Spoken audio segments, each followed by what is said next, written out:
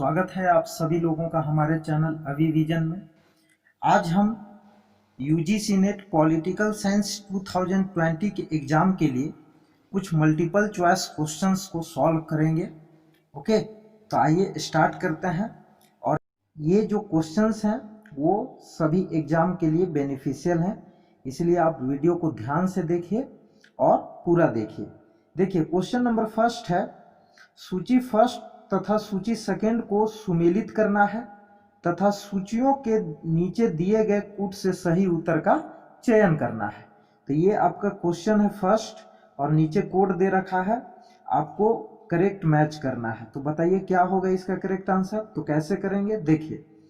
नियंत्रण परिषद की स्थापना, सर्वोच्च न्यायालय की स्थापना, ईसाई मिशनरियों को भारत में कार्य करने की अनुमति, गवर्नर जनरल की परिषद में कानूनी सदस्य की नियुक्ति। और इधर जो है अधिनियम दे रखे हैं, सूची 2 में विनियमन अधिनियम 1773, इसी को रेगुलेटिंग एक्ट भी कहा जाता है। ये 1773 का रेगुलेटिंग एक्ट है। Pitt's India act 1784, charter act 1813, charter अधिनियम 1833। तो इसका मिलान करना है और कोड से सही उत्तर का चयन करना है। तो कैसे करेंगे, देखिए इस क्वेश्चन को कैसे सॉल्व करेंगे। मान लिया जाए कि आपको इस क्वेश्चन में कुछ नहीं पता है, लेकिन अगर आपको सिर्फ एक चीज पता है, जैसे कि हमको इस क्वेश्चन में ये पता है कि सर्वोच्च न्यायालय की स्थापना की जो बात है वो 1773 के रेगुलेटिंग एक्ट में की गई थी, मतलब विनियमन अधिनियम 1773 में की गई थी। इसमें ये बात, इसके अंतर्गत 1774 ईस्वी में सर्वोच्च न्यायालय की स्थापना की जाती है। ओके, रेगुलेटिंग एक्ट 1773 ईस्वी के अंतर्गत 1774 ईस्वी में सर्वोच्च न्यायालय की स्थापना की जाती है। तो मान लिया जाए कि बी का करेक्ट मैच फर्स्ट है। उसके बाद हम कोड को देखेंगे, कोड को देखेंगे कि बी का फर्स्ट किसमें है। देखिए बी का फर्स्ट किसमें है, ऑप्शन बी में है। तो ऑप्शन बी को हम टिक करके आ जाएंगे एग्जाम में। ओके, यानी कि एक भी आपका करेक्ट मैच इसमें पता होगा तो आप इस क्वेश्चन को आसानी से सॉल्व कर सकते हैं। ओके, तो ऐसे ही क्वेश्चन पूछे जाते हैं यूजीसी नेट एग्जाम में, तो आप ध्यान में रखिएगा। देखिए, तो इसका करेक्ट आंसर क्या हो जाएगा, ऑप्शन बी। बाकी सबका आप मिलान कर लीजिए। ए का 2 है, ए का 2 मतलब नियंत्रण परिषद की स्थापना की जो बात है वो पिट्स इंडिया एक्ट 1784 में की गई थी। ईसाई मिशनरियों को भारत में कार्य करने की अनुमति जो है वो कब मिलती है, सी का 3 है यहाँ पे, दैट मीन्स की चार्टर अधिनियम 1813 के अंतर्गत। गवर्नर जनरल की परिषद में कानूनी सदस्य की नियुक्ति, मतलब डी का क्या है, 4, ये है चार्टर अधिनियम 1833 के अंतर्गत। तो आपको इतना नहीं करना है, आपको एग्जाम में ट्रिक लगाना है कि हम कैसे ट्रिक से क्वेश्चन को सॉल्व करें। हमको एक क्वेश्चन, इस क्वेश्चन में ये पता था कि सर्वोच्च न्यायालय की स्थापना 1774 में की जाती है, ठीक है, कलकत्ता में सर्वोच्च न्यायालय की स्थापना की जाती है 1774 में। और ये किस अधिनियम के अंतर्गत इस बात को रखा जाता है, किस अधिनियम का ये प्रावधान रहता है, तो रेगुलेटिंग एक्ट 1773 का। ओके, तो आई होप कि इस क्वेश्चन को आप भली भांति समझ पाए होंगे। देखिए इसकी व्याख्या को देख सकते हैं आप। इसमें कहा जा रहा है कि 1773 के रेगुलेटिंग एक्ट के द्वारा कलकत्ता में सर्वोच्च न्यायालय की स्थापना की जाती है।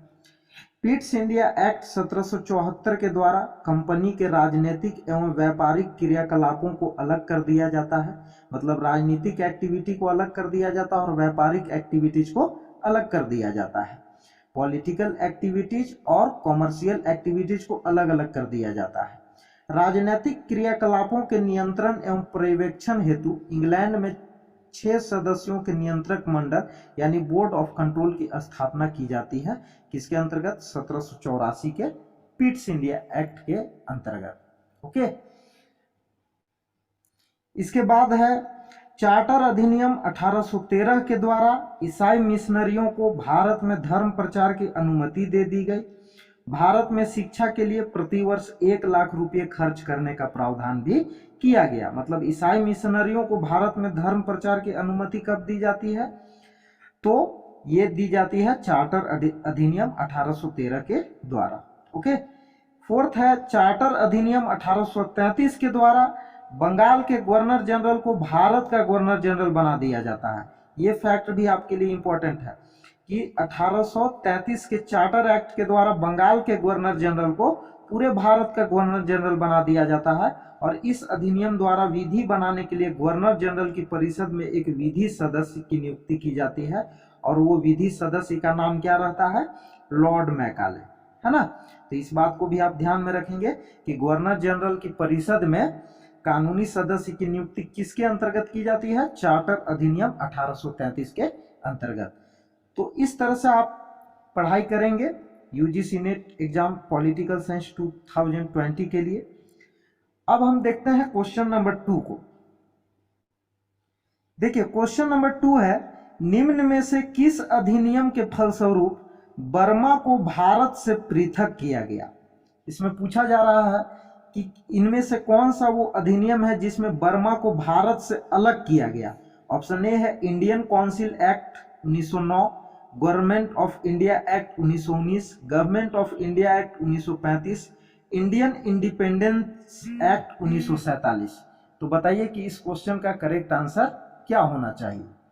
तो देखिए इस क्वेश्चन का करेक्ट आंसर हो जाएगा हम लोगों का option number C, government of India act 1935 के अंतर्गत बर्मा को भारत से अलग किया जाता है। ओके, जैसे कि आप देख सकते हैं इसके एक्सप्लेनेशन को कि भारत शासन अधिनियम 1935, जिसे इंग्लिश में गवर्नमेंट ऑफ इंडिया एक्ट 1935 कहा जाता है, और इसके प्रावधानों के द्वारा वर्ष 1937 में, कब? 1937 में बर्मा को भारत से अलग कर दिया गया और उड़ीसा एवं सिंध नाम के 2 नए प्रांत बनाए गए। इस अधिनियम के अंतर्गत 1 अक्टूबर 1937 को दिल्ली में संघीय न्यायालय यानी कि फेडरल कोर्ट की स्थापना की गई। ओके, नेक्स्ट क्वेश्चन है क्वेश्चन नंबर 3। देखिए कि भारत की संघात्मक व्यवस्था निम्नलिखित में से किस देश से ली गई है? कनाडा से, यूनाइटेड किंगडम, संयुक्त राज्य अमेरिका, आयरलैंड। तो देखिए इस क्वेश्चन का करेक्ट आंसर हो जाएगा हम लोगों का कनाडा, ऑप्शन ए। देखिए भारत की जो संघात्मक शासन व्यवस्था है वो कनाडा के संविधान से ली गई है। याद रखना है आपको, ये बहुत इंपॉर्टेंट क्वेश्चन है।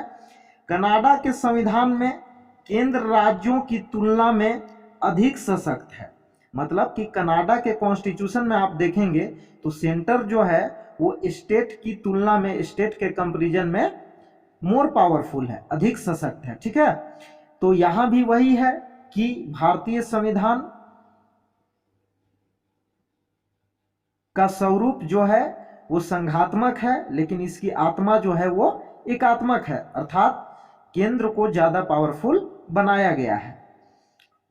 तो देखिए भारत में अवशिष्ट शक्तियां अनुच्छेद 248 पर विधि बनाने का अधिकार किसको है? संसद को है।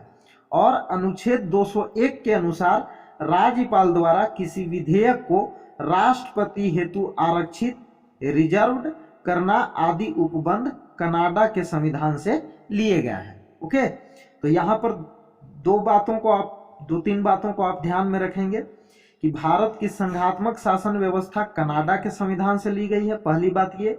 दूसरी बात है कि कनाडा के संविधान में केंद्र राज्यों की तुलना में अधिक सशक्त है, और चूंकि कनाडा के संविधान से ही संघात्मक शासन व्यवस्था को ग्रहण किया गया है, इसीलिए भारत में भी जो है वो केंद्र को राज्यों की तुलना में अधिक शक्तिशाली व सशक्त बनाया गया है। ओके, भारत में अवशिष्ट शक्तियां अनुच्छेद 248 पर विधि बनाने का अधिकार संसद को है। अवशिष्ट शक्तियां जिसको कि हम लोग इंग्लिश में रेसिड्यू पावर्स के नाम से जानते हैं।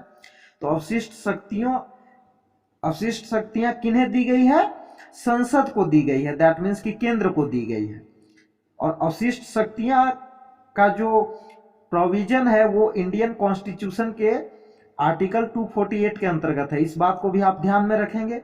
आर्टिकल 201 के अनुसार राज्यपाल द्वारा किसी विधेयक को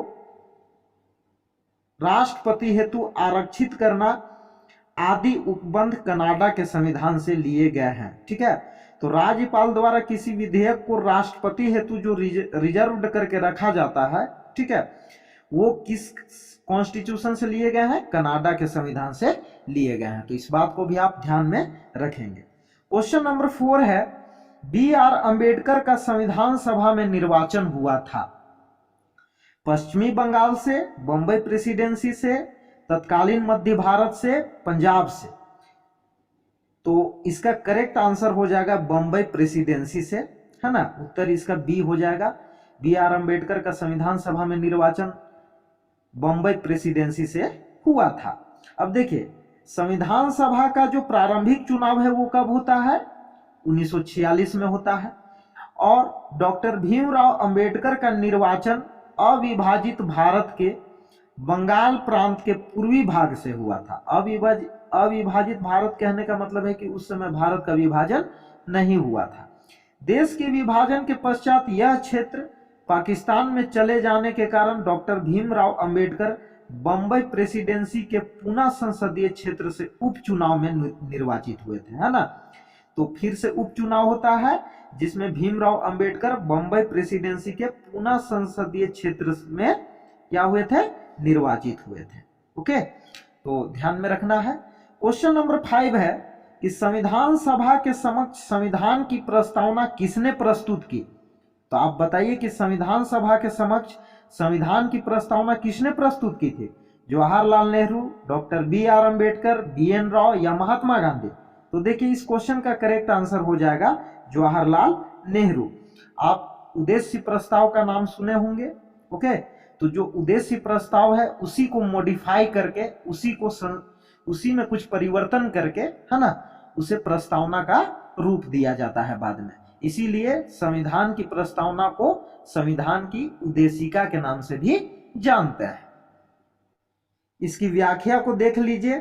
देखिए, संविधान सभा की जो पहली बैठक होती है वो होती है 9 दिसंबर 1946 को, है ना। दूसरी बैठक होती है 11 दिसंबर 1946 को। और संविधान सभा की जो तीसरी बैठक होती है वो होती है 13 दिसंबर 1946 को। और इसी दिन जवाहरलाल नेहरू द्वारा संविधान सभा के समक्ष संविधान की प्रस्तावना यानी उद्देशिका का प्रस्ताव प्रस्तुत किया जाता है, जिसे हम उद्देश्य प्रस्ताव, इसे इंग्लिश में ऑब्जेक्टिव रिजोल्यूशन के प्रारूप के रूप में जाना जाता है। ठीक है, तो ये बात आपको ध्यान में रखना है। भारत के भावी प्रभु सत्ता संपन्न लोकतांत्रिक गणराज्य की रूपरेखा प्रस्तुत की गई थी इसमें।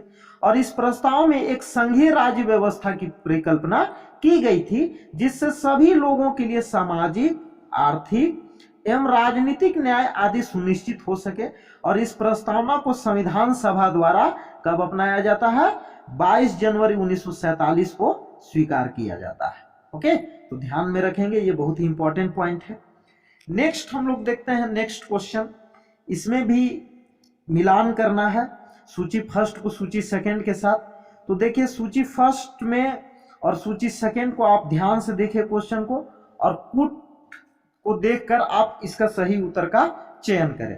तो देखिए, संविधान सभा के पहले उपाध्यक्ष प्रारूप समिति के मूलतः एकमात्र कांग्रेसी सदस्य, राजस्थान की रियासतों का प्रतिनिधित्व करने वाले संविधान सभा के सदस्य और संघ संविधान समिति के सदस्य। तो देखिए, इसका करेक्ट आंसर आप बताइए कि क्या होना चाहिए। इस क्वेश्चन का करेक्ट आंसर बताइए कि क्या होगा इस क्वेश्चन का करेक्ट आंसर। तो देखिए, अगर आपको कुछ भी नहीं पता है तो फिर वही आप कॉन्सेप्ट लगाइए। जैसे इस क्वेश्चन में हमको ये पता है कि संविधान सभा के पहले उपाध्यक्ष कौन थे। ओके, तो संविधान सभा के जो पहले उपाध्यक्ष थे, है ना, उनका नाम था H.C. मुखर्जी। क्या नाम था? H.C. मुखर्जी। और जो दूसरे उपाध्यक्ष रहते हैं संविधान सभा के, उनका नाम रहता है V.T. कृष्णमाचारी, है ना। उनका क्या नाम रहता है? V.T. कृष्णमाचारी। इस बात को भी आप ध्यान में रखेंगे। और इस बात को भी आप ध्यान में रखेंगे कि संविधान सभा के 2 उपाध्यक्ष रहते हैं, जिसमें पहले उपाध्यक्ष कौन रहते हैं? HC मुखर्जी, यानी A का 4 होगा। अब आप देखिए कोड में A का 4 आपको कहाँ दिखाई दे रहा है ना, तो A का 4 सिर्फ एक ही जगह है ऑप्शन बी में, तो ऑप्शन बी को आप टिक करके निकल जाइए। इसी तरह का आप trick UGC net exam political science में लगाया कीजिए। ओके, तो A का 4 और बाकी सबको भी हम लोग देख लेते हैं कि प्रारूप समिति के मूलतः एकमात्र कांग्रेसी सदस्य कौन थे, तो बी का देखिए 3 है, दैट मीन्स कि के एम मुंशी थे, बी का 3। राजस्थान की रियासतों का प्रतिनिधित्व करने वाले संविधान सभा के सदस्य कौन थे, है ना, तो सी का यहाँ पर क्या है, फर्स्ट, दैट मीन्स कि वीटी कृष्णमाचारी थे, सी का फर्स्ट हो जाएगा आपका। संघ संविधान समिति के अध्यक्ष कौन थे, तो ये थे जवाहरलाल नेहरू, मतलब कि डी का 2, ऑप्शन बी इस क्वेश्चन का करेक्ट आंसर होगा। देखिए अब इसके एक्सप्लेनेशन को आप देख लीजिए कि संविधान सभा के पहले उपाध्यक्ष HC मुखर्जी, प्रारूप समिति के एकमात्र कांग्रेसी सदस्य KM मुंशी, राजस्थान की रियासतों का प्रतिनिधित्व करने वाले संविधान सभा के सदस्य VT कृष्णमाचारी, और संघ संविधान समिति के अध्यक्ष कौन थे, जवाहरलाल नेहरू। तो आई होप कि आप समझ पाए होंगे कि कैसे क्वेश्चन को सॉल्व करना है। तो दोस्तों आज के लिए इतना ही। आशा करता हूं कि आप इस ट्रिक को समझ पाए होंगे कि हमको कैसे करना है क्वेश्चन एग्जाम में, है ना, और एग्जाम नज़दीक है तो आप लोग अच्छे से प्रिपरेशन करें, है ना, टाइम को मिसयूज मत कीजिए, टाइम का सदुपयोग कीजिए। ओके, क्योंकि ये जो समय है वो दोबारा लौट कर नहीं आने वाली। लॉकडाउन के समय का आप समुचित सदुपयोग करें। तो आई होप कि आप सभी अच्छे से अपने एग्जाम के लिए प्रिपरेशन कर रहे होंगे। तो आज के लिए इतना ही। नेक्स्ट वीडियो में हम आगे की जो MCQs क्वेश्चंस हैं उनको सॉल्व करेंगे और उनके एक्सप्लेनेशन को भी देखेंगे। ओके, तो इस वीडियो को देखने के लिए आपको बहुत बहुत धन्यवाद। यदि आप चैनल पर नए हैं तो चैनल को सब्सक्राइब कर लीजिए for all the daily political science video updates. और यदि आपको चैनल के टेलीग्राम ग्रुप से जुड़ना है तो लिंक डिस्क्रिप्शन में दी हुई रहेगी, वहां से जाके आप हमारे चैनल के टेलीग्राम ग्रुप को ज्वाइन कर सकता है। तो मिलता है नेक्स्ट वीडियो में। आज की इस वीडियो को देखने के लिए आपको बहुत बहुत धन्यवाद।